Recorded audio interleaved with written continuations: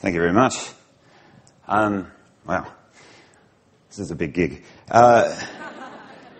Looking down the list of speakers today, you'll see I'm the only one who's not a doctor or professor of something. In fact, I was very bad at science at school. I didn't like the smell of chemicals and I was scared of the Bunsen burner. I had a diligent lab partner who was kind enough to let me copy his homework for 2 years, and then the night before my exams, I opened my textbook for the first time and just did the best I could. The only topic I did okay in was human reproduction, because I could see the point of it. I expressed my concerns about my ignorance to my liaison at NPS, and she said, she was very reassuring. She said, "Your ignorance is good, Luke. We want to know what you don't know." And then she said something that really struck a chord with me. She said, "We want you to share the consumer experience." And I was thinking about that word, consumer, for the rest of the afternoon as I was flitting between my GP and gastro appointments, trying not to get too depressed by the waiting room environments with their ubiquitous television screens, screaming babies, and out-of-date gossip magazines. It made me stop and think, because ever since being diagnosed with Crohn's at the age of 14, I'd always thought of myself as a patient, nothing more. My assigned role, as I understood it, was to sit patiently in the waiting room, to wait patiently at the Medicare office for my ticket number to flash up, to lie patiently in my hospital bed waiting for that glorious 2 minutes every couple of days when the doctor or surgeon would come and favor me with their divine presence. The idea that I was actually not a patient but a consumer in the eyes of the health industry was, if you'll excuse the expression, a big pill to swallow. I felt like I'd accidentally been given access to secret knowledge and that it was now up to me if I could figure out how to start a revolution. I certainly didn't feel like a consumer back in 2009 when I was spending 11 long nights at St. Vincent's in a room on the gastro ward with 3 old men with noisy bowel conditions, being probed, jabbed, drained of blood, force-fed, and having to endure the horror of a television set that could only pick up Channel 7. That's a place I never want to return. Just as prisons scare us into not being criminals, hospitals terrify us into never wanting to admit that we are sick. The one thing you most need to get better is rest, and that's the one thing you can never get in hospital. Every morning at 7 a.m. they fling the curtains wide and 2 ladies wheel a trolley in and take 13 vials of blood out of your arm with no explanation whatsoever. Not from the tube that is already sticking in it for that exact purpose, but from a new puncture site every day. What did they do with the blood? No one ever told me. But after 10 days of this happening, they told me I was low on blood and needed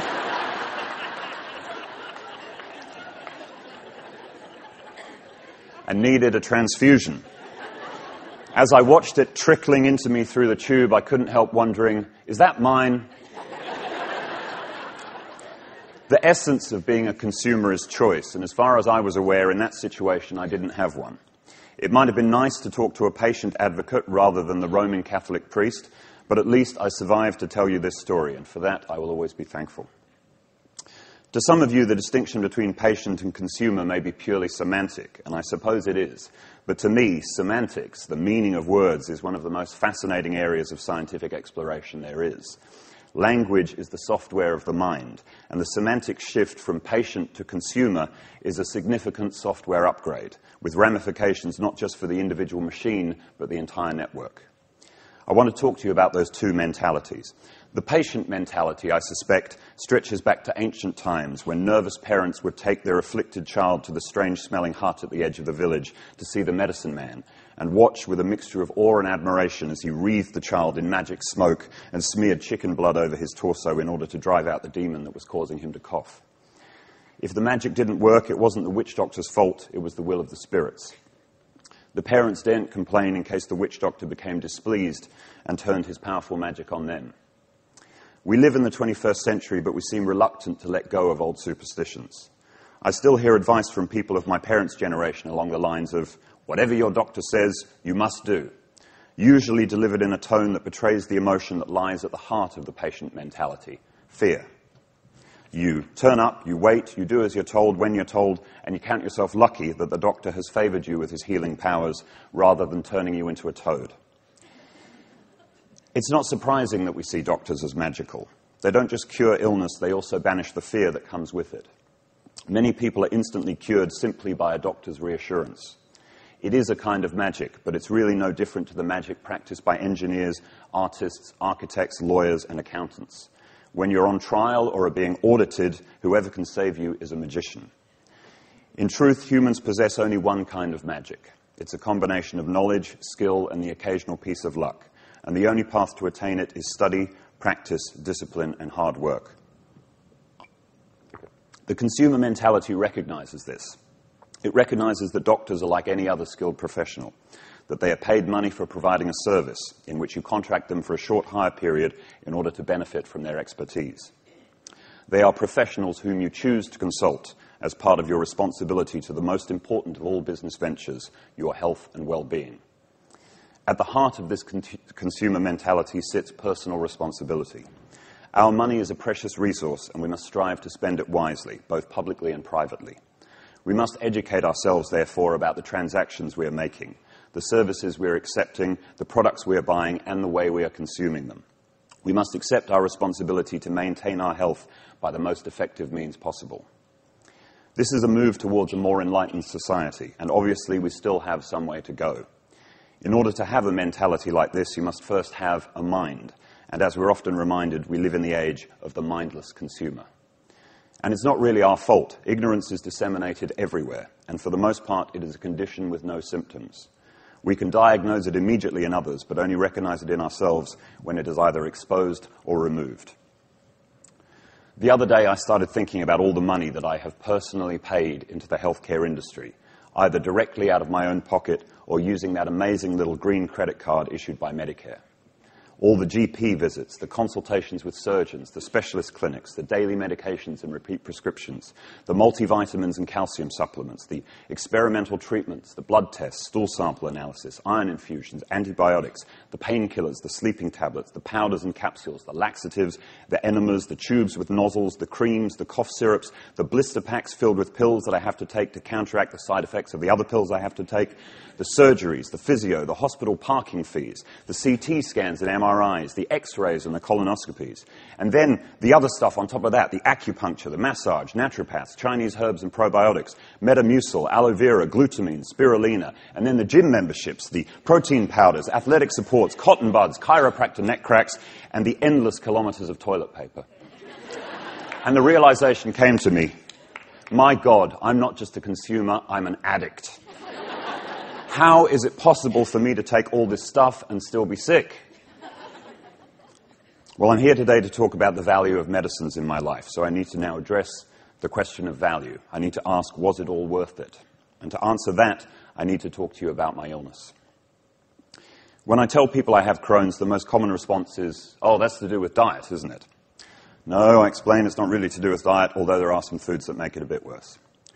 What often happens next is that people who, by their own admission, have barely heard of the illness that I have had for 20 years will offer me medical advice based on an article they've read in a woman's magazine about a different illness that sounds similar to them, or something they've read on the internet also about a different illness, but hey, it's worth a go. Or they'll tell me about a health guru in Parramatta with magic hands and insist that I stop eating gluten. And perhaps their pseudo-scientific advice would be on the money if what I had was IBS and not IBD. What's the difference? Again, it's semantic. The I of IBS stands for irritable. The I of IBD, inflammatory. One means your bowel is slightly annoyed. The other means it is on fire. And only one of these conditions can be treated with yogurt. I was diagnosed with Crohn's at the age of 14. For about 4 weeks leading up to it, I was finding it very painful to sit down on the hard wooden benches at my school. When I eventually found the nerve to tell my mum, the situation was desperate and I had to be rushed to hospital, where it was revealed that I had an abscess that needed to be surgically drained, leaving me with an enormous wound that needed to be packed with fresh gauze every day. I was also having painful stomach cramps and having to rush to the toilet a lot. I was in hospital for about 2 weeks, during which time I had a colonoscopy that discovered the cause of the problem, Crohn's disease. The initial flare-up lasted about 6 months. I was put on a steroid called prednisone, which gave me hamster cheeks and terrible acne. This was not great for my social life. My friends were starting to try and look cool so that girls would want to get off with them at parties, and I was definitely not putting out a cool vibe. Fortunately, I discovered that nothing drowns out loneliness better than an electric guitar cranked to ridiculous volumes, and music became the lifeboat that got me safely through the rest of my teens, until I hit university and discovered alcohol. 3 years later, with the illness in remission, I moved to Sydney to start a new life. I met a beautiful girl and we got married in 2000. At the time, I thought Crohn's was behind me. I had no idea what an impact it was going to have on the next 10 years of my life. It began creeping back in 2001. In early 2002, I started steroid treatment again. That gave me about 2 weeks of relief, and then it felt as though the illness itself was taking steroids. I tried another drug, one of the biologicals, which my specialist described as a miracle drug, but the miracles kept wearing off. By September, I was housebound, in serious pain, and apparently out of medical options other than major surgery. That was when the disease totally took over my life. A severe Crohn's flare-up is something you never want to experience. It's as though a malevolent entity is living inside you. Every minute of the day, there's a dull pain that makes it hard to sit or stand up straight, but then comes an attack, and it feels as though someone has grabbed your insides and started twisting. The only way to get relief is to rush to the loo, but your entire digestive system becomes so corrupted that every visit is a 45-minute ordeal that feels like giving birth or having razor wire pass through you. You end in complete exhaustion with the bowl filled with blood and collapse into bed, and this happens 15 to 20 times a day and all through the night. Eating becomes almost impossible. Everything brings on an attack. Your whole body aches, your strength ebbs away, you slowly lose your personality, your mind. The illness becomes your whole world, and this goes on for days, weeks, months. What I experienced at that time was so far advanced from what I'd been through at the age of 14 that I just couldn't believe it was the same illness. I was certain I had cancer, but I was too scared to find out. My wife was working full-time and trying to look after me, not knowing what to do, thinking I was going to die. Our friends were concerned but didn't know how to help, and we soon found ourselves alone, isolated, and desperate. We were 23 years old. In December 2002, I found a new specialist who put me on an experimental treatment that gradually improved my condition. It was based on the theory that Crohn's was caused by a type of bacteria called MAP, microavium paratuberculosis, and involved taking a combination of heavy antibiotics, about 10 foul-tasting pills every morning and night. It was very expensive, not covered at all by Medicare, but I was fortunate that I had parents who were willing and able to pay for the treatment. I was taking these pills for the next 3 years, and eventually, when I felt that the side effects were becoming worse than the disease, and against my gastro's advice, I stopped taking them and found myself happily in remission again. The antibiotics had wrecked my immune system. I was sneezing constantly, but they had succeeded in subduing my Crohn's, and I was able to go out into the world and play music again. My last major flare-up began in September 2008, just as I was getting set to launch my debut album, Golden Ages. Over the next few months, I lost a lot of weight very quickly, dropping down to 53 kilos, 20 kilos less than I am now. I tried taking the same combination of heavy antibiotics again, but with no effect. By January of 2009, I was bedridden, unable to walk more than a few meters. By March, I was in hospital again, needing blood transfusions to make it through the night. I was on heavy cortisone for several weeks before starting a new medication, a TNF blocker, that slowly began to turn the tide. As my strength returned, I began writing songs again, finding that the illness and my desire to be absolutely honest about the man I was leading me towards some dark and funny subject matter. My one-man show, Chronic, premiered at last year's Melbourne International Comedy Festival to critical acclaim and has since been to the Edinburgh Fringe, Sydney Fringe and Adelaide Fringe and been nominated for Victoria's premier arts accolade, the Green Room Award. A few months ago, I had a colonoscopy that led to a very confronting discussion with my specialist. She told me that I have a narrowing in my bowel about 15 centimeters in, caused by years of heavy inflammation from Crohn's, which was preventing the scope from being able to travel any further up. She said, "We can do a CT scan, but that will only show us a tumor if it's already this size." And here she held up a staple remover. "And by then, it'll be too late.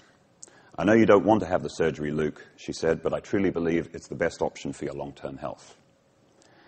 I've avoided having that surgery for 20 years. It may be gloriously practical from the surgeon's point of view, but it's not an elegant solution for the patient. The procedure would mean having my bowel removed and having a section of my small intestine about the size of a 10-cent coin pulled out to the surface where it would drain permanently into a bag. During my comedy show, in an attempt to make it easier to talk about, as you saw, I refer to it as an iPad. A few weeks ago, I met with my surgeon to discuss the iPad. I asked questions like, does it smell and can I still have sex? To which the answers were, yes, sometimes, maybe, maybe not, we don't know. I asked in all seriousness why he couldn't just remove my colon and replace it with some kind of exhaust pipe. I mean, you can replace a heart, a brain, and a kidney. Surely the colon is a lot less complicated than those. He gave me an explanation I didn't understand. I asked what happened to the hole in my bottom. He said they sewed it up. I asked about passing wind. He said you still do it, but it goes into the iPad. On the plus side, I'd be spared the hassle of having to run to the loo 10 times a day. I could put on weight again. I could go for bushwalks. I could go to India and buy curry from a street vendor. I wouldn't have to worry about hypothetical bowel cancer, and I'd save thousands of dollars a year on medical expenses. So at some point, I guess it's inevitable, I will get the iPad. At the moment, though, my wife and I are trying to have a baby, so any surgery that might render me impotent is going to have to wait. Recently, I went for my first fertility test, and I have to say, it was a lot more enjoyable than a colonoscopy.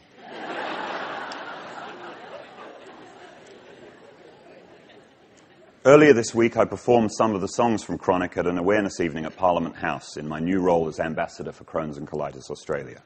I ended the set by showing my brand new music video, Master Key, a gangster rap song about public toilet access for people with IBD, which you can find on YouTube, but I'd like to just play you a little snippet now, if that's all right. For real. I got 24/7 number 2s. 10 times a day, that makes 20 poos. But I can't use public loos. After 9 at night, the council lock 'em up tight. All right. I guess they're scared that if they're not... So you can find the rest of that on YouTube. Thank you. Yeah, you can just Google Luke Escombe Master Key, and if you like the link, please share it on your social networks. That would be a great favour to me. On Saturday, the 29th of September, I'll be performing all the songs in Chronic one more time as part of the Sydney Fringe with a full band and a string section in a show called Chronic Symphonic. It's going to be awesome, so please go to my website and contact me, and I'll let you know how you can buy tickets. I'll also be flogging my album in the lobby afterwards. Late last year, I was nominated for another award by a female fan. It was in a competition on Mix 106.5 FM to find Sydney's sexiest man voice. And for anyone that thinks Crohn's disease is not a sexy illness, take note, I won.